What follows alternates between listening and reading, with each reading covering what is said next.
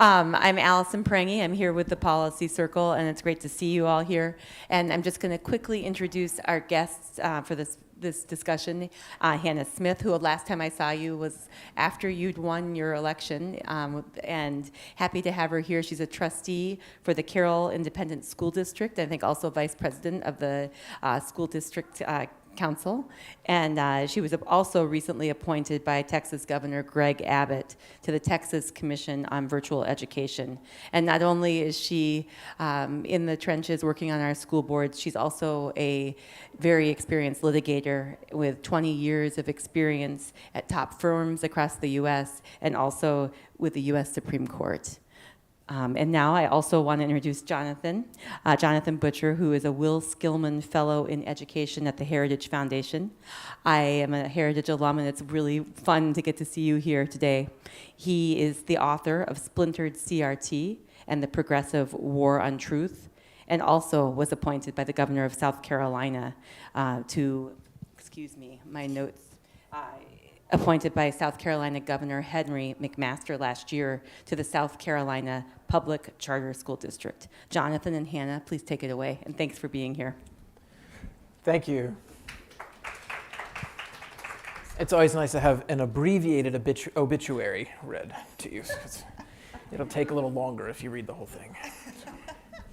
Good afternoon, and thank you for having us here today. I am really pleased to be here with Hannah. We have done a couple of presentations together really in the past few months, and actually I'm very pleased because when Heritage put together a book dealing with parent concerns about what was being taught in their schools earlier this year, the story that I wanted to tell and the story that I started with was Hannah's. And I wrote a chapter talking about how her school board victory was representative of really a lot of what was going on around the country, right?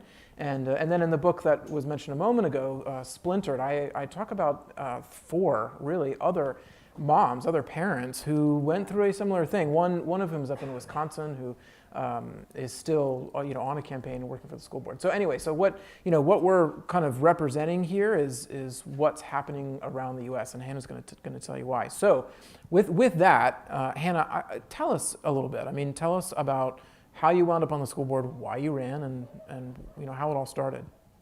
Well, thank you very much for having me today. It's great to be here, and I really appreciate y'all spending some time with us. So, as was mentioned, my background is I'm an attorney, and I spent most of my career in religious liberty law. And my family and I moved to Texas in 2019. We have 4 children, and we chose the North Texas area because we really wanted to raise our kids in a community that shared our values. And so we looked all over the North Texas, North Dallas area to find a school district that we would want our kids to be in. We wound up at Carroll, which is in Southlake. And shortly after we arrived and put down roots and our kids started to go to school, there was an agenda item at our school board meeting that was called the Cultural Competence Action Plan. And people really had no idea what it was about. It was the culmination of about 2 years of work of a district diversity council. And it was a 34-page document that would completely transform our school district. And this is not the first school district in our country that has had something like this, but it was one of the first in Texas where something this comprehensive and this radical that was being introduced. And so our community galvanized against this, started showing up at school board meetings. People started voicing their concern.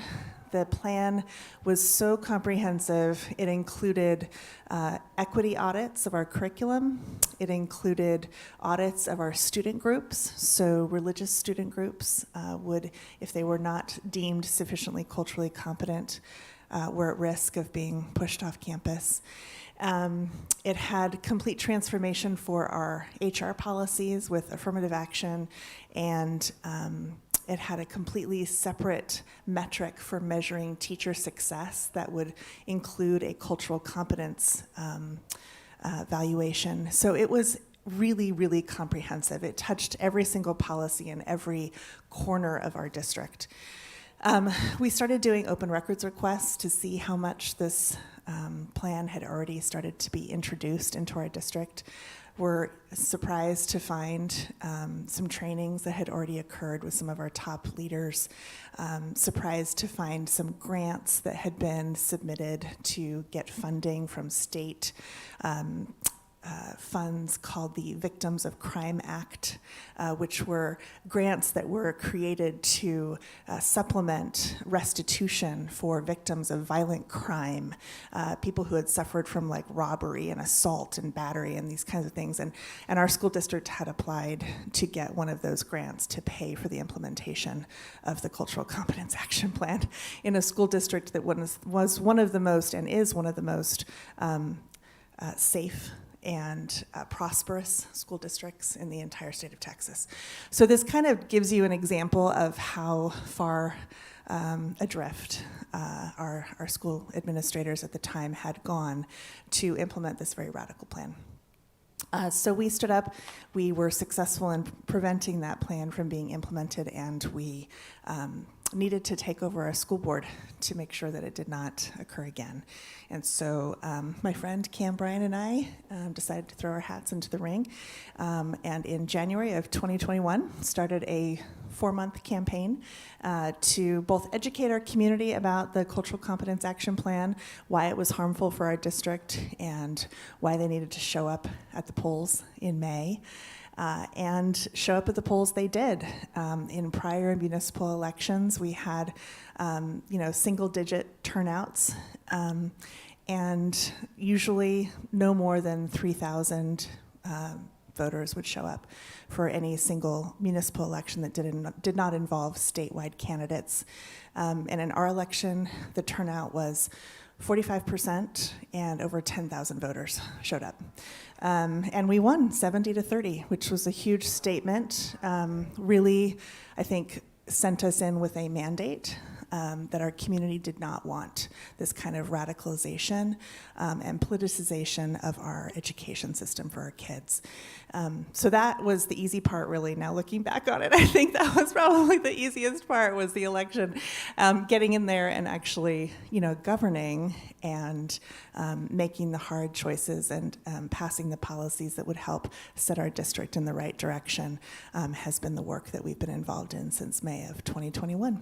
So that's my story in a nutshell. It's been very successful. We've had great support from our community and been really, I think, gratified to see how much we have been able to turn the district in the right direction and get back to focusing on education, at a time when we're trying to recover from the education loss that occurred during COVID, at a time when we're trying to get our kids caught up and back on track educationally. We really just need to focus on the basics and the fundamentals, and that's what we've been trying to do. So you ended there in a spot that we can talk about here for just a minute before I say a little bit about what we've been doing at Heritage. But you talked about the learning loss during COVID, and there's certainly been that, and we can actually bring some local recent news to sort of emphasize that. But even before COVID, right, the National Assessment of Educational Progress, the nation's report card, was either stagnant or going down in most subjects in 4th and 8th grade in the main subjects of math and reading. So it's not as though things were looking great and then COVID hit and things went, we're going down. So you kind of alluded there to that. Now you have your mandate, and now is where the action happens. A couple of months ago, we did a board training at the Heritage Foundation. You joined us for that. Can you kind of briefly, and this was for new board members or people who are interested in running for school board, what was the one big takeaway that you wanted to give in those sessions? Can you remember what was the one big takeaway you gave? So the big takeaway that I tried to give to new school board members was to just form really good working relationships with your administration. I'm the vice president of our board. Our officers have weekly meetings with our superintendent and our deputy superintendent to make sure that we're continuing in the right direction on all of these different fronts. It's really quite remarkable once you get in to the board to see just on a daily basis how much there is to governing a school district. And so We formed really great relationships with our superintendent and our deputy superintendent, where we can pick up the phone and just talk to them about what we're hearing, if we get community members that are calling us with concerns. And so I think it's really, really important just to make sure that you set the priorities, you govern as a board, but you also keep really good relationships with those key administrators who have the power to make sure that those policies and values are being implemented down the line. And then, they oversee their principals oversee their teachers, and that's how you get the continuity of the policies and the values being really taught from the top all the way down to the classroom. Yeah, that's a great point. And I'm sure some of you are on boards or are aware of, how these foundations work. But I know that there's a whole literature really on how to have a school board and what the different approaches are. The one that I like the most is the one that essentially says a school board's job is to hire the superintendent. He's your employee, and he's the one that you need to have your communication with, and make sure is staying within the guardrails that your policy set up. So, I think what Hannah described there is exactly what boards need to do, because once you have that relationship, then when things get difficult, you're better able to manage them. And that's what a board is, right? It's damage control, really from day one. Okay, so that's a big part of what we've been talking about lately in the sessions that we've put together. But let me say a word about what else is going on. So outside of the school board level, right, you have, when it comes to operating policies and what goes on in schools, you have the school board level, right, closest to the parents, closest to the students. The next level up, of course, is the state legislature. And at the Heritage Foundation, historically we've been interested in federal policy. That's what Heritage has researched and helped design. But because education is a state and local issue, that is where our focus is when it comes to this policy area. In the past year and a half, we have taken really what has always been our focus, right? Our focus has always been on parents' ability to make choices for their children, right? That's always been it. It's manifested itself in the shape of school choice, right? We've always been in favor of school choice, as conservatives have for many years, but we're taking it sort of another step, maybe not forward, but certainly lateral, where now we're wrapping together what we believe are some good policies for state lawmakers to consider when it comes to these issues of what's being taught in school, how we prepare students to be civically engaged, right? How do we prepare them to be ready, right, to be contributing members of society? We can wrap them together in what I call a Parent Bill of Rights, right? You may have heard this term. It's been kind of circulating over the past 2 years. So what does it look like? Well, for one thing, this is not a brand new idea. Some states have had these for more than a decade. Arizona passed one more than a decade ago. It was relatively simple, okay? It said a parent is a child's primary caregiver. Had a couple other provisions beyond that, but that was the core, right? The core idea is that a parent is a child's primary caregiver. So that's part one of 4 parts that we have been researching, advocating for, and sort of helping lawmakers put together with these bills of rights. Number 2, and this one I think is special to me personally, I think, because I feel so strongly that the things that Hannah was describing about so-called cultural competency have gone so awry and so far from what the civil rights movement intended and what those who suffered and went through things that America knows is inconsistent with our founding ideals. It's critical race theory has taken that so far afield. So number 2 is saying that no teacher or student should be compelled to affirm, profess, believe any idea, but especially ideas that violate the Civil Rights Act of 1964, okay? By doing that, what it is addressing without saying as much is that critical race theory by design is meant to be applied. The original critical race theorists designed it to be an action plan. They used that word, okay? It's not just an academic theory. It is meant to be used in everyday life, all right? So what we are saying is you can talk about it, right? You can talk about Derek Bell and Kimberly Crenshaw or whatever, right? You can talk about critical race theory, right? You can discuss these difficult issues. You should discuss issues of slavery, Jim Crow. You should talk about how these things could not coexist with our founding ideals. But you cannot compel or force a student to say that they are privileged or not based on the color of their skin, right? You cannot force them to have lunch with children of the same color, right? Or for different activities, force them separate. And that's what's happening. Not making this up, right? I mean, in Pickens County, South Carolina, the little district where Clemson University is, and that's about it, right? They had this very thing, right? The school wanted to separate students by skin color, have a critical race theorist come in and give a presentation. The parents got very upset. They wrote an email. They pushed back. And whenever you shine sunlight on this, the people who are trying to push it realize it's very unpopular and they back down. Okay, so that's number 2. Number 3 is it captures a couple of areas, but it's in essence, any health-related activity for a child must be done only with express parent permission, right? And generally, right, so anybody who's got kids in school, if they give them cough syrup or you know what I mean, like a cough drop, you usually have to sign to say it's okay to do that. Things have gotten a little more aggressive today, okay? And so we really need to reinforce this idea that anything, recommendation for counseling, actual counseling, right? Recommendation for some sort of medical procedure outside of school, right? Et cetera, all of that must be done in partnership with parents, must get parents' permission in order for that to happen. And then number 4, and this I really credit my friends at the Goldwater Institute, I think in Arizona, for pushing this idea, but parents should be able to see what their children are being taught in the classroom. It's not as scary as it may sound to some teachers, right? We're not saying that you have to take an entire textbook and put it online, but you should put the reading list, right? What are the books that children are going to be asked to read? What are the worksheets? What are the homework assignments? If a teacher is making a photocopy of a worksheet for a child to do for homework, there is no reason that they can't just scan it and put it online for parents to see it too, right? During COVID, all academic content was delivered online, so there's no reason why parents should not be able to go on Canvas, Blackboard, Schoology, right? Anybody who has kids in school knows these programs. I mean, this is what schools use today. So you can go online and see your kids' homework, see their grades, all that kind of thing. So those are the big 4 things, at the very least, I think, that would shape an effective Parent Bill of Rights. This has been done in separate legislation in Florida. It was done in separate bills this past year. In Kansas, it was actually sent to the governor as one package, and the governor vetoed it. Unfortunately, I thought this was a very strong set of ideas.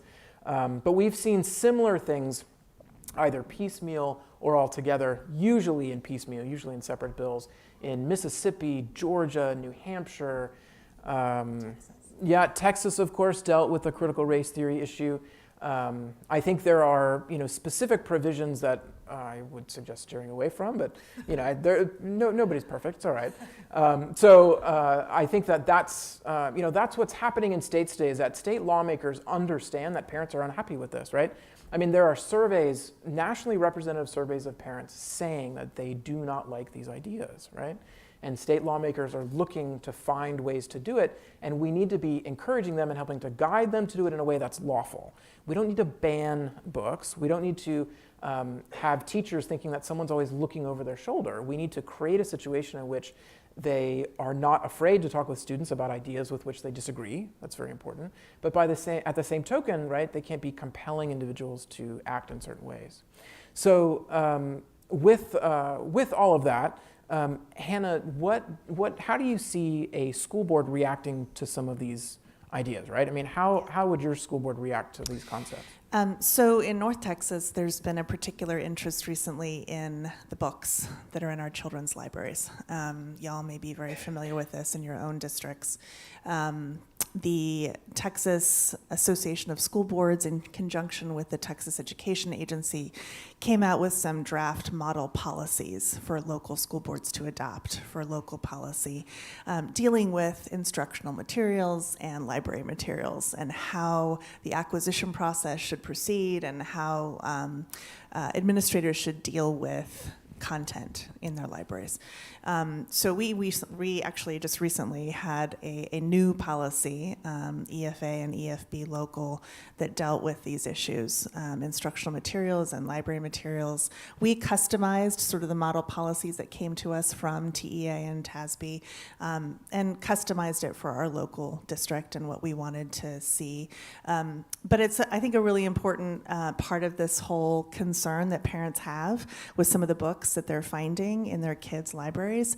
Look, nobody's interested in, squashing the First Amendment. Nobody's interested in burning books. And of course, the other side, that's how they frame the issue, right? That we're trying to take away students' free exercise of, finding books that are of their own interest level. But there is, I think, a very compelling argument to be made for parents to say, look, there should not be content that is obscene, certainly not pornographic, and certainly not age or content inappropriate for our kids that you're making available in our public school libraries. So that's something that we've done recently. It's been very effective, and I think the other area that you see this manifesting itself is also in book fairs. These are very, sort of mundane issues, but they're really important for our community, because when they get a flyer coming home from Scholastic that has some inappropriate books in it for their upcoming book fair, parents are asking their school board, why are you allowing this to happen? Why are you allowing these books that are not age appropriate or content appropriate to come home in these flyers with our kids in their backpacks? So we have recently changed our provider for our book fairs in our district and gone with a different provider. And we've been very explicit with the company to say, look, you have to provide us the list of books that you're going to show up on our campus with. And if you aren't willing to provide us the list of books that you're going to bring and display for our kids in our school library, then you just are not welcome to come. And so just taking a little bit more accountability, a little bit more transparency, a little bit more of a hands-on approach to making sure that the content that we are inviting in, whether it's through book fairs or whether it's through the orders that our librarians place to acquire new books for our libraries, just making sure that there's some very specific guardrails and very specific accountability measures to make sure that they're doing it in a way that's consistent with our community's values. So that's just the most recent example. Yeah, and that's a great one. I think the common sense talking point that I believe has been lost lately is age appropriate, right? I think it is the responsibility of educators, it is one of their responsibilities, to make sure that the content that is presented to students is age appropriate. And so we have a few minutes left for questions, so we're happy to take questions if anybody has them. Very quickly though, I'll share this quick thing that I saw on Twitter the other day. So no less than Kimberly Crenshaw, one of the original critical race theorists who came up with the idea of intersectionality, no less, she posted on Twitter, she said, they're having some sort of, I think they just called it a banned book day, and it had this big long list of banned books. I literally took 30 seconds and Googled, right, 1619 Project in schools, because the 1619 Project book was one of the banned books, right, and immediately found a headline saying, such and such school district is using the 1619 Project in their class. So it's not a banned book, right? Just because someone disagrees with it doesn't make it a banned book. So I think it's just, they're using this idea that there is pushback on these radical concepts and saying, you're banning books. And you're like, that's nonsense. Thank you so much for your presentation and for being here. It is, your point about taking a very hands-on approach. That content, is pervasive in everything, right? Even, I do Duolingo for language, and there's these messages that are infiltrating in absolutely everything. How do you make it manageable, right? Because it's just so hard to identify all of these worksheets and this content. Like, how do you make some of it? Like, Yeah. The books, it's like, okay, you need to give us the list of books. Right. Even the list of books, you need to remember what books to read. Yeah. Well, I mean, So much. yeah, no, I hear you. I mean, I think during COVID, parents became a lot more used to looking over their kids' shoulder onto the computer and seeing what was happening. And that certainly was true for a lot of parents in our district. There were a lot of educational technology programs that our district was using. And I don't remember all the names of them at this particular moment, but we had community members coming to us and saying, look, there's this particular ed tech program that the district's using that has all of this content that we think is inappropriate for our kids, age inappropriate, content inappropriate. And so we went to the district and we said, can we just choose a different provider? And we did. And so we just got rid of that provider. But I think a lot of it is just your eyes and ears on the ground. You know, it's your parents that are engaged with their kids learning, that are bringing these things to their elected officials and saying, look, we elected you to deal with this. Please take care of it. And that's our job. Create a portal or something for parents to be able to submit what they see, that's something that. So that is part of the new EFA and EFB local policy that we passed. There's this particular challenge procedure so that if parents see a book that they think is inappropriate, there's a formal challenge procedure that they can go through. And so they fill out a Google Doc form and they say, here's the book that we think is inappropriate, and this is why we think it's inappropriate. This is what we request you do with it, either restrict it or put it in a parental consent section or not use it. And then there's a committee that's convened by the superintendent to review the book and see if they agree with the parent's assessment, and if they do, then they'll take appropriate action. So that is part of the formal policy that we passed to make sure that there is a formal procedure that parents can utilize if they find something that's inappropriate. Now, the informal procedures that I'm talking about are just, they text me or they call me or they say, this is what we found. Could you just raise this and see what we can do about it? And that's where having good working relationships with your district leaders is really important, because you can raise it with them and ask them to look into it. It's ultimately not, my decision to say whether they should use it or not use it, but it's my responsibility as an elected official to raise the concern with them, and as educators they can look into whether or not they think that that's a valid concern and deal with it appropriately. You have to be careful as an elected official not to micromanage. You're not supposed to get into the details of educational decisions, but you're also supposed to be holding them accountable for the decisions that they're making. Yeah, North Carolina Lieutenant Governor Mark Robinson also has a similar portal and working group where parents can report material like that. So it's not terribly uncommon these days. I would just add very quickly that, and we were talking about this before the session, that it is very recognizable today. The same terms are being used over and over again, right? Diversity, equity, and inclusion, which used to be okay, right, if you use the original definition, but it's been twisted, right? Multiculturalism, cultural competency, right? These are the terms that over and over again are showing up, and parents are like, oh, it sounds nice, it sounds okay, right? But once you scratch the surface and you see that if you take it to its logical conclusion, it's leading to racial discrimination, that's where it goes. So, yes, ma'am. You kind of have landed on age appropriate as being a bottom line, but who's defined age appropriate when even the medical associations seem to have gone off the rails? Is there a norm? Is there a standard? Well, I think that's where it comes back to your community's values, and you really have to gauge what your community deems is appropriate for different age or content issues. So, I know what I think, the 70% of our community who elected me think is appropriate. That may be different than a neighboring community. It might be different than Dallas ISD or some other ISD. That's fine. But that's why you have local school boards.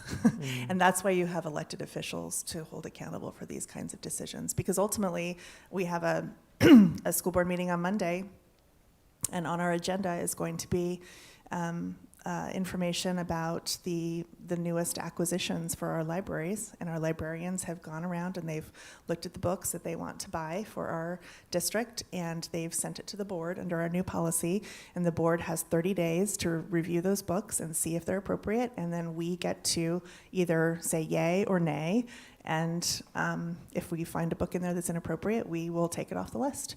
So that's how the process works, and it's a public document, so the public will be able to see on the agenda what the books are that are being recommended for purchase. And so if the community takes time to look through that list and see something that they object to, then that's how the process works. So I think you bring up a good point, what is age appropriate, what is content appropriate, but it's ultimately a community assessment of what is appropriate, and that works through sort of the networks of parents and their elected officials bringing this to the attention of those leaders that make those decisions.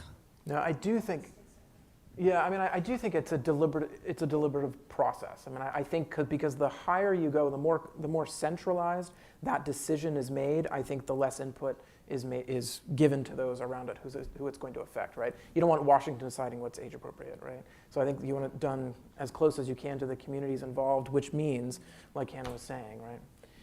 Anybody else? Yes. Yeah, I was just wondering, in our community, it's sort of a little, it's very different, but we have the same thing going on with the equity plan and the equity audit and all of that occurred. But we have a very strong local group that shows up to pretty much every meeting, has very strong social media presence.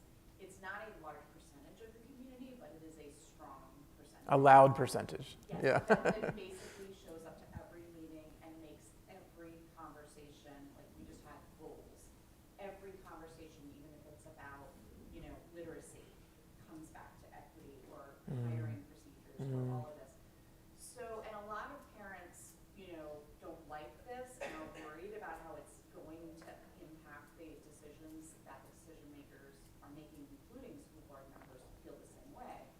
But it's very hard to fight back because of sort of, we live in a more progressive area, there's, and so how do you recommend that parents in this situation, do we create our own group? Like what are sort of, how do we combat some of the ideas that are being spoken? Because like a lot of these ideas that you brought up, they'll say, oh, they're trying to ban books, or oh, they just don't want to do this, or what do you mean, you would not want a DEI policy, or whatever it is. Yeah. So I'm just curious what your recommendation would be, maybe how we could share information to community members so that they can be more aware of what's going on.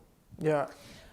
Go ahead. Yeah, Go ahead. I Go mean, ahead. I I'll think go it's second. very much a grassroots sort of organizational effort that you have to engage in. And we did this very effectively with the Cultural Competence Action Plan in South Lake. I mean, parents were so concerned, they started a Facebook group and had their friends join, and we started communicating through Facebook and ultimately started hosting almost monthly meetings in people's homes to look at the agenda for the school board meeting, talk about what our talking points were going to be, ask people to speak, ask people to show up, give them prepared talking points so that they could personalize them for their own, concerns.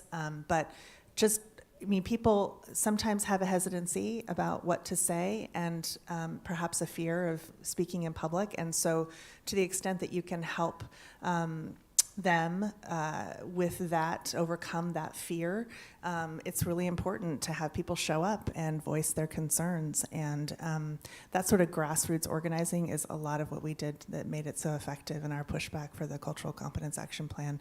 And again, I think you just have to sort of identify who your leaders are, and just start forming your own sort of organizational team to do that. But oftentimes, it's very small numbers of very vocal people that just continue to show up, that oppose some of these ideas that we're talking about.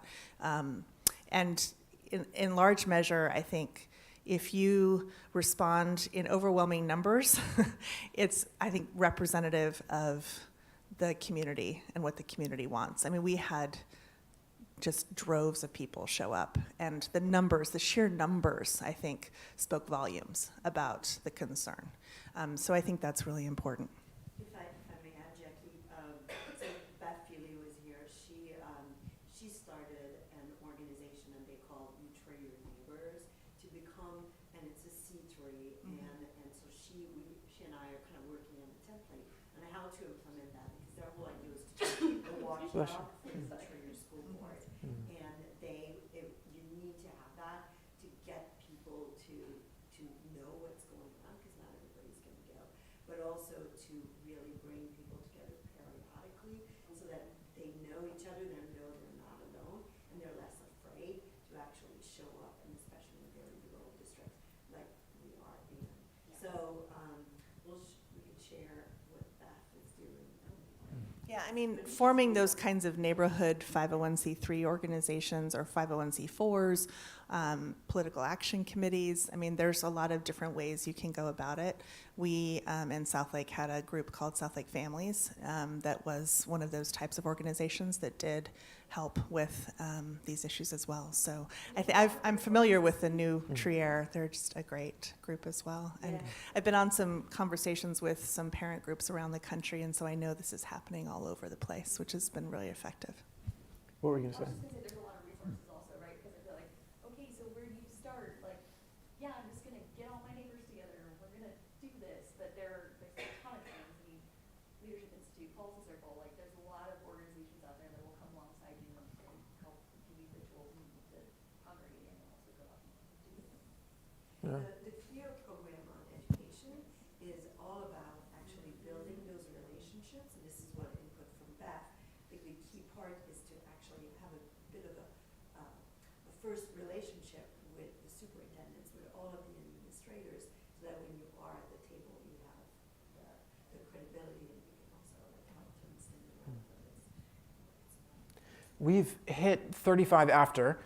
I'm fine to keep going if we want to take another question, if folks want to stay. Are they going to kick us out? Or? I need to stop the recording. Okay, we'll be around. So if you have any other questions, please.